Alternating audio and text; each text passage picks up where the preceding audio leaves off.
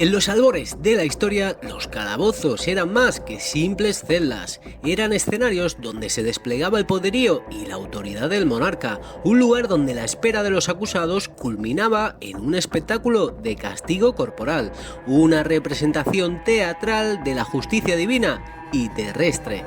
Imagínate estar ahí, en esas frías y húmedas mazmorras, esperando un destino ineludible, marcado por el dolor y el miedo.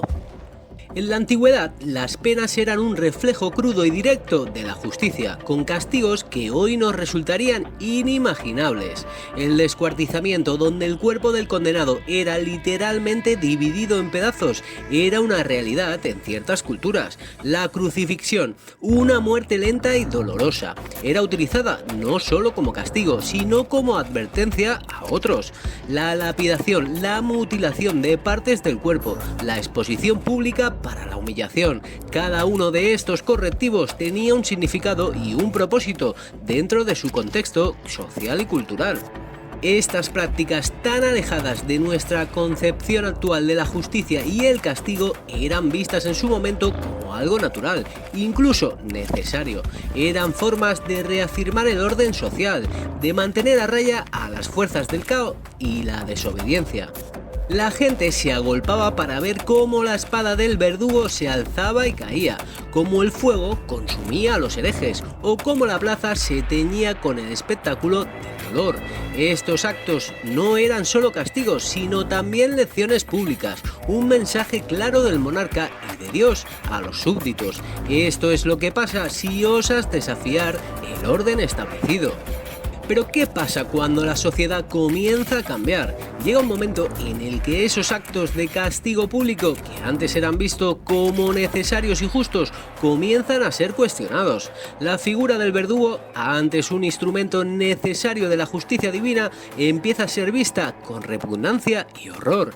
El viento de la compasión y el humanismo empieza a soplar. Es aquí donde nace una nueva necesidad, deshumanizar a los culpables. Ya no son seres a los que hay que hacer sufrir en público, sino figuras que deben ser ocultadas e invisibilizadas. Los castigos siguen siendo crueles, pero ahora se realizan en la sombra, lejos de las miradas curiosas y críticas. La tortura no desaparece, pero se convierte en un acto vergonzoso, algo que debe ocultarse de la vista pública. Las prisiones, antes en el corazón de las ciudades, como recordatorios constantes del poder y la justicia, se trasladan a las afueras. Se convierten en edificios sombríos, silenciosos, casi fantasmales, donde los reos viven y sufren lejos de la sociedad. Estos lugares, antes centros de enseñanza moral a través del miedo, ahora son tumbas vivientes de almas olvidadas.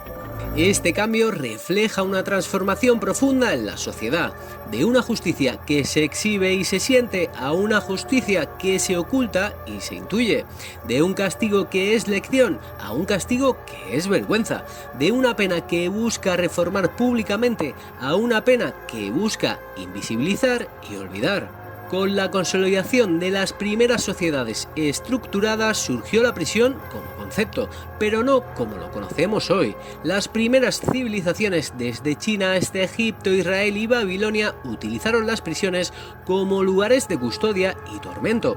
La prisión era un espacio donde se retenía a los acusados, no tanto como una forma de castigo en sí misma, sino como un medio para controlar y en ocasiones obtener información relevante para el proceso judicial. En estos tiempos, la prisión como lugar de retención era un concepto ampliamente aceptado y mencionado en antiguos códigos legales y ordenamientos medievales, como las partidas o el libro de las costumbres de Tortosa, pero era un lugar temido y oscuro, más cercano a una tumba que a un centro de rehabilitación. Paralelamente, en el ámbito del pensamiento filosófico, grandes mentes de la antigüedad se sumergían en profundos debates sobre la naturaleza del crimen y el castigo. Filósofos como Pitágoras, Sócrates o Platón, quien experimentó el encarcelamiento en carne propia, se cuestionaban cómo enfrentar los crímenes, cómo tratar a los que cometían y qué sanciones eran justas y efectivas. Estos debates, que pueden parecer distantes y abstractos, fueron en realidad fundamentales para el desarrollo de la justicia penal. En sus reflexiones y discusiones, estos pensadores sentaron las bases de lo que más tarde se convertiría en una búsqueda continua de un sistema penal más justo y humano. A medida que avanzamos en la historia, vemos cómo las prisiones comienzan a transformarse. Ya no son solo lugares de tormento o custodia, sino que empiezan a incorporar elementos de castigo y corrección. Sin embargo, esta transformación no fue sencilla ni uniforme. Fue un proceso lento, a menudo marcado por contradicciones y retrocesos, reflejo de las tensiones y los cambios en las sociedades que las albergaban. En esta larga travesía, la humanidad ha tenido que enfrentarse a preguntas fundamentales sobre la justicia, la moralidad y la eficacia del castigo. Cómo hacer de la prisión un lugar de verdadera corrección y no solo de castigo y olvido. Por ejemplo, en la Edad Media la prisión cobró un matiz singularmente oscuro. Lejos de ser una solución para la rehabilitación o la reforma, el encierro servía como una medida preventiva, una antesala para castigos mucho más severos y a menudo inhumanos. Imagínate las mazmorras de esa época, lugares oscuros, húmedos, subterráneos, donde el dolor y el sufrimiento eran la norma, no la excepción. Estos calabozos no eran exclusivos para los criminales en sentido estricto.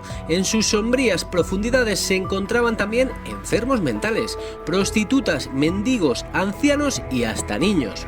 Todos ellos aguardaban a menudo amontonados en condiciones deplorables, su turno para enfrentar castigos que hoy nos resultarían aberrantes. El encierro en sí mismo era una experiencia traumática. Las cárceles medievales rara vez se construyeron con el propósito de retener a los prisioneros de forma segura y humanitaria. Muchas veces los reos estaban encerrados en estructuras improvisadas, espacios no diseñados para albergar personas, donde las condiciones de vida eran apenas soportables.